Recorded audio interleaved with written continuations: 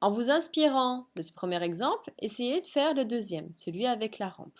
Donc la rampe, déjà on observe, ici j'ai t, u de t. Donc la fonction f de t égale t, on la connaît, c'est une fonction linéaire. Donc on sait qu'elle a un coefficient directeur de 1, c'est le nombre devant le t, une ordonnée à l'origine de 0. Comme il y a u de t, c'est une fonction qui est causale, elle est nulle sur moins l'infini 0. Donc image de 0, si vous ne savez pas encore tracer, ça va être 0. Image de 1, 1. Image de 2, 2. Image de 3, 3, etc. etc. Ou alors vous avez placé ordonnée à l'origine 0, coefficient directeur, je me déplace de 1, je monte de 1, je déplace de 1, je monte de 1, etc. etc. Si on passe dans le monde discret, donc je veux les valeurs ponctuelles pour les valeurs n égale 0, 1, 2, 3, 4.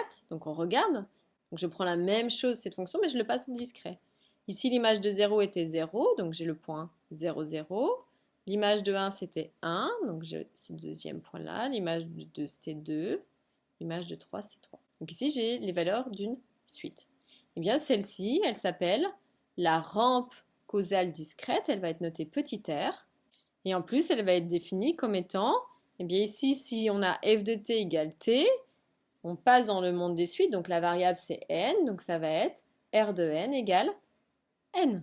C'est logique, puisque ici aussi, ça c'est de manière sous-jacente, une fonction qui est linéaire de coefficient directeur 1. On le voit, c'est juste le nom de la variable qui a changé, puisque je suis dans le monde discret.